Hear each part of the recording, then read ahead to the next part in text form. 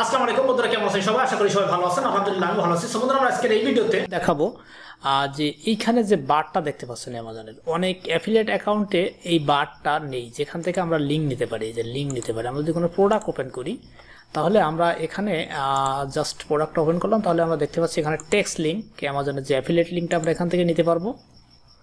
দেন image যদি নেই তাহলে আমরা ইমেজের কোড এখান থেকে নিতে পারবো, নিয়ে আমরা আমাদের ওয়েবসাইটে ইনভিট করতে পারবো, যেমন স্মল, লার্জ। দেন এরপর হচ্ছে টেক্সট প্লাস ইমেজ, যদি দুইটা একসাথে নেই তাহলে এইরকম দেখাবে। এখানে যে ব্যানারটা দেখাচ্ছে এরকমটা দেখাবে। যদি আমরা কাস্টম নিতে চাই তাহলে এখানে ক্লিক করে আমরা এখান থেকে কাস্টম সিলেক্ট করতে পারবো। আমরা জাস্ট একটা সিলেক্ট করে দিই, তাহলে এখানে আমাদের কাস্টম ব্যানার, এরকম ব্যানার দেখেন যে অ্যাফিলিয়েট ওয়েবসাইটগুলোতে থাকে। এই ব্যানারের এই কোডটা নিয়ে আপনি যদি সেখানে রাখেন তাহলে এই ব্যানারটা সেখানে শো করবে। দেন এই ব্যানার বারটা যদি না থাকে, এক্সাম্পল আমার এই অ্যাকাউন্টটাতে দেখুন, এই অ্যাকাউন্টটাতে কিন্তু এই বারটা নেই। আমি যেটা কিন্তু একটা অ্যাফিলিয়েট অ্যাকাউন্ট, বাট এখানে ওইটা শো করতেছে না। এখানে কিন্তু আমার অ্যাকাউন্ট লগ ইন করা আছে, বাট ওই বারটা শো করতেছে না। রিজন হচ্ছে এটা বন্ধ করা আছে।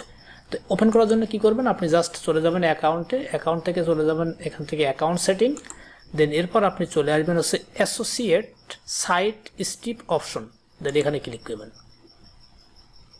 এখানে ক্লিক দেওয়ার পর আপনি একটু স্ক্রল করলে দেখতে পাচ্ছেন এখানে একটা বার রয়েছে, যে সাইট স্ট্রিপ।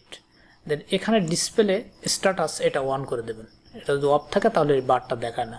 দেন অন করে দেবেন এবং এখানে যে দুইটা অপশন রয়েছে এই দুটো টিক দিয়ে দেবেন। যদি টিক না থাকে, এটা বাই ডিফল্ট থাকে।